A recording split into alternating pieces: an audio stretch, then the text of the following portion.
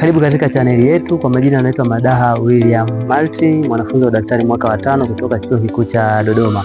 Niko hapa kukuelezea juu ya ugonjwa unaofahamika kama madonda ya tumbo. Wengi wamekuwa wakiuita hivyo. Ugonjwa huu ni nini hasa? Ugonjwa huu ni ugonjwa ambao unaathiri mfumo wa fahamu, sana sana kwenye tumbo, lakini pia kwenye utumbo mdogo. Tunaposema madonda ya tumbo, maana yake kunakuwa na vidonda harisi ambao vipo kwenye mfumo huu wa chakula, ambapo ni kwenye tumbo au kwenye utumbo mpana. Lakini kabla ya kufika kwenye madonda ya tumbo, tuna hali nyingine ambazo wengi wamekuwa wakizichanganya na madonda ya tumbo. Mtu anapopata shida za mfumo wa chakula, anapokuwa na changamoto hizo, mara nyingi huwa inaanza hatua ambayo tunasema ni gastritis. Inaweza ikawa ni ya muda mfupi au ya muda mrefu. Gastritis ni hali ile ambapo tunasema kwamba kunakuwa na michubuko kwenye kuta za tumbo au kwenye utumbo, kunakuwa na michubuko katika kuta za tumbo, ndio tunaita gastritis. Kwa hiyo gastritis yenyewe ndio watu wengi wanakuja nayo hospitalini wakilalamika kwamba wana madonda ya tumbo. Kwa hiyo kuna utofauti mkubwa kati ya madonda ya tumbo lakini pia na michubuko ambayo inapatikana kwenye tumbo. Kwa hiyo dalili zinaweza zikawa zinafanana. Mtu atakuja tumbo linamuuma sana, mtu atakuja anatapika, lakini pia akila chakula ile hali inaweza ikawa inaongezeka au inapungua.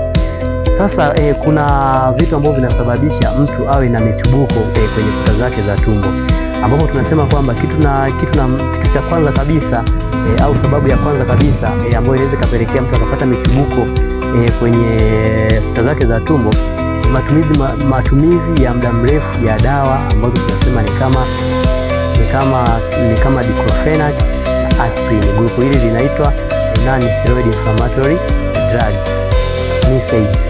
Kwa hiyo ni sababu ya kwanza kabisa ambayo inaweza kumpelekea mtu akapata changamoto ya michubuko katika kuta zake za tumbo. Lakini ukiachana na hicho kitu, kuna sababu za kimwili ambazo zinaweza zikapelekea mtu akawa na hali hii, kama vile watu walioungua kwenye ajali au walioungua na moto wanakuwa kwenye hatari ya kupata shida kama hizi. Lakini pia watu ambao wanakuwa wanaumwa kwa muda mrefu wanakuwa hospitalini, lakini pia hawapati chakula kwa wakati. Watu ambao hawapati chakula kwa wakati wanakaa muda mrefu hawajala, inaweza ikawa inachochea, lakini sio sababu ya moja kwa moja. Ukiachana na michubuko hii, tunarudi sasa kwenye topiki yetu ambayo ni madonda ya tumbo.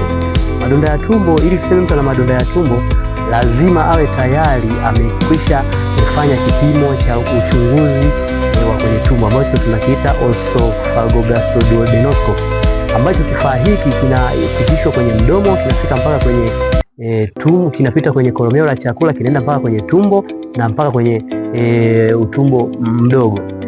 Ndio maana tunatumia hilo jina ambalo linaunganisha sehemu hizo tatu. Kwa hiyo kifaa hiki kina kamera, lakini pia kinaangalia moja kwa moja tumboni kama kuna madonda au hakuna madonda. Kwa hiyo kikuta kuna vidonda ambavyo vinaonyesha kwamba kuna sehemu ambayo imeathirika, hapo basi tunakuwa tumehakikisha kwamba huyu mtu ana madonda ya tumbo. Kwa hiyo hatuwezi kusema mtu ana vidonda vya tumbo kama hatujafanya kipimo hicho. Kabla ya kufanya kipimo hicho, tunaweza tukafikiria huyu mtu ana michubuko tu kwenye tumbo lake ambao vinampelekea apate hizo dalili. Kwa hiyo ni lazima mtu ujiridhishe kwa kutumia hicho kipimo ili uweze kusema kwamba huyu mtu ana vidonda vya tumbo. Sasa sababu za kupata vidonda vya tumbo ni nini? Sababu za kupata vidonda vya tumbo kuna sababu kubwa tatu, lakini sababu ya kwanza kabisa tunasema ni ile ambayo tunasema huyu mtu anakuwa anatumia dawa za muda mrefu ambazo tumeshazitaja hapo awali, kama vile aspirin, kama vile diclofenac, anatumia kwa muda mrefu. Kwa hiyo huwa zinaathiri kuta za tumbo, kwa maana ya kwamba dawa hizi huwa zinaenda kuzuia uzalishaji wa lea ambayo inatumika kusaidia kuzuia ile asidi ambayo inatumika kumeng'enya chakula ili isiweze kuunguza kuta. Sasa dawa hizi zinaenda kuzuia uzalishwaji wa ule uteute ambao unasaidia katika kuzuia ile asidi isimeng'enye ukuta. Kwa hiyo dawa hizi zinaathiri kwa namna hiyo. Kwa hiyo kama mpenzi mtazamaji unanisikia unatumia dawa hizo na una dalili pia za michubuko au madonda ya tumbo, unaweza ukafika hospitalini kwa ajili ya ushauri zaidi. Sababu nyingine ya kupata vidonda vya tumbo tunasema kwamba ni maambukizi ya bakteria anaitwa Helicobacter pylori. Bakteria huyu tunampata vipi? Bakteria huyu tunampata kwa kuwa na kula vyakula ambavyo havijapikwa vizuri, kunywa maji ambayo hayajachemshwa vizuri, lakini pia wale ambao wanapenda kwenda chooni lakini wakitoka hawanai, wanaweza kuwa kwenye hatari ya kupata bakteria huyu. Lakini ukiachana na hayo yote, kama umekutana na matapishi ya mtu ambaye tayari alikuwa anaumwa vidonda vya tumbo na kwa namna moja au nyingine ukawa umeambukizwa kutoka kwenye matapishi hayo, unaweza kumpata bakteria huyu. Lakini pia kula vyakula ambavyo havijapikwa vizuri, matunda ambayo hayajaoshwa vizuri, unaweza kumpata bakteria huyu. Bakteria huyu anasababisha uongezekaji wa kuzalishwa asidi ambayo inameng'enya chakula, ambayo inaenda kuathiri kuta za tumbo. Kwa hivyo ndivyo unaweza kupata madonda ya tumbo kutoka katika sababu hizo kuu mbili. Namna ambavyo vidonda vya tumbo vinatokea ni kwamba kunakuwa na mfumo wa mwili ambao huwa unalinda kuta za tumbo, lakini pia tutakuwa na kitu kingine ambacho kinakinzana na huu ulinzi ambao unalinda kuta za tumbo. Kwa hiyo sababu kama Helicobacter pylori, lakini pamoja na hizi dawa ambazo nimeshazitaja, tunasema NSAIDs, dawa hizi zinaenda kukinzana na zile factor ambazo zinalinda mwili. Kwa hiyo kama hizi sababu zitakuwa juu na ulinzi wa kuta wa tumbo utakuwa chini, basi tunasema kwamba huyu mtu atakuwa yupo kwenye hatari zaidi ya zile sababu kumletea yeye madhara ambayo tunasema ndio vidonda vya tumbo vyenyewe ambavyo tunaviona kwenye kuta, lakini pia kwenye kipimo chetu cha OGD. Dalili ambazo atakuja nazo mtu mwenye madonda ya tumbo, kwanza kabisa atakuja na tumbo likiwa linamuuma. Sasa tunasema kwamba ni sehemu ya katikati ya juu ya tumbo, juu ya kitovu kwa katikati. Wataalamu wanaita epigastric pain. Atakuwa nayo, lakini maumivu yanaweza akawa yanarudi nyuma ya mgongo, lakini pia yatakuwa yanauma kama anachomwa na kisu au kama moto. Kwa hiyo dalili kubwa huwa ni hiyo, lakini pamoja na dalili nyingine anaweza kaja na akawa anatapika. Pamoja na kutapika anaweza kawa anakosa hamu ya kula, tumbo linajaa gas, lakini pia anaweza kawa kama anabeua. Hizo ndizo dalili kuu za madonda ya tumbo au michubuko ambayo tunasema inatokea kwenye kuta za tumbo.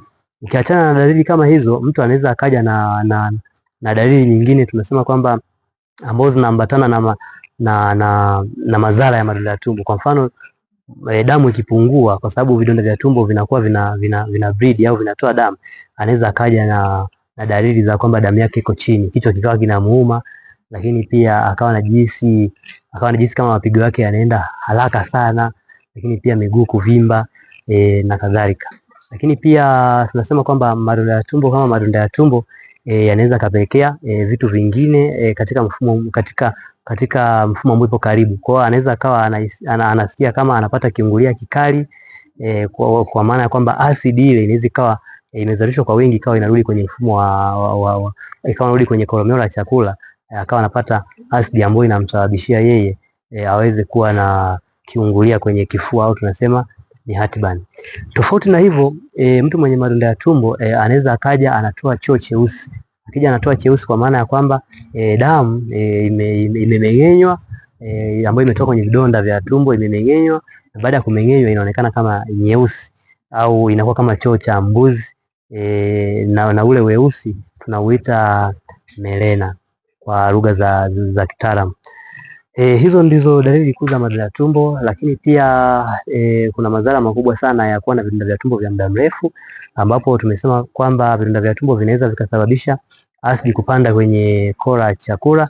Asidi ikipanda kwenye kora ya chakula inasababisha kiungulia kikali ambacho kinaweza kikasababisha kansa baadaye.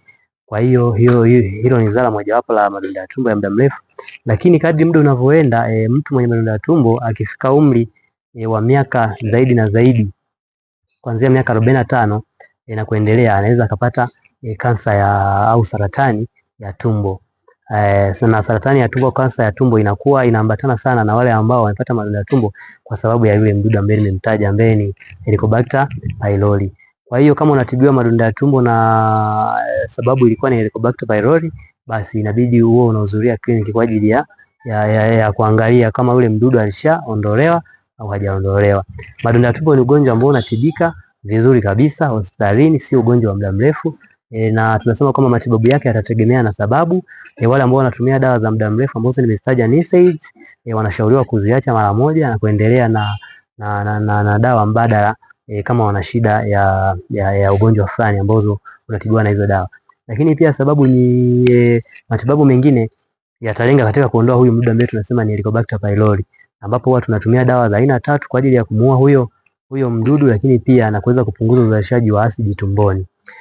Pamoja na hayo yote huwa pia tunashauri mtu mwenye madonda ya tumbo aweze kula kwa wakati kuweza kuzuia ile asidi ambayo tayari imeshazalishwa kwa wingi kuweza kuzuri zile kuta za tumbo. Kwa hiyo tunamtaka mtu mwenye vidonda vya tumbo aweze kula milo midogo midogo, lakini ambayo inakuwa ni kwa muda asikae muda mrefu zaidi ya masaa 3 hajapata chakula. Na vyakula anavyokula mtu wa madonda ya tumbo au mtu mwenye chibuko ya tumbo ni vile vyakula ambavyo tunasema havina gesi nyingi au hazileti uzalishaji wa gesi nyingi. Vyakula vile vikavu vinasababisha sana vile vikavu kama nyama iliyochomwa sana au vyakula ambavyo vina mafuta mengi. Vyakula hivi vinahitaji asidi nyingi ili viweze kumeng'enywa. Kwa hiyo vyakula hivi tunawashauri sana watu ambao wanakuwa na madonda ya tumbo au michibuko kuweza kuviacha kwa muda na kula vyakula ambavyo vinakuwa ni michemsho kama vile mchemsho wa ndizi, mchemsho wa nyama tu kawaida, na vyakula vingine ambavyo siwezi kuvitaja hapa kuvimaliza. Lakini pia tunashauri sana watu wenye madonda ya tumbo kuweza kufuata taratibu zote ambazo zinatakiwa kwenye matibabu ya kuweza kumuondoa huyu bakteria ambaye anasababisha vidonda vya tumbo. Kwa hiyo ndugu mtazamaji, hiyo ilikuwa ni elimu fupi juu ya ugonjwa wa madonda ya tumbo ambapo umekuwa ukipokelewa kwenye jamii, lakini pia sisi madaktari tuna vitu vingi kichwani na tunapopata muda wa kuviongelea tunaviongelea kwa namna hii. Lakini pia jamii inatakiwa ielimike juu ya ugonjwa huu ili kuweza kusaidia elimu iweze kusambaa, lakini pia kusaidia watu wasiweze kupata madhara ambayo yanatokana na ugonjwa huu.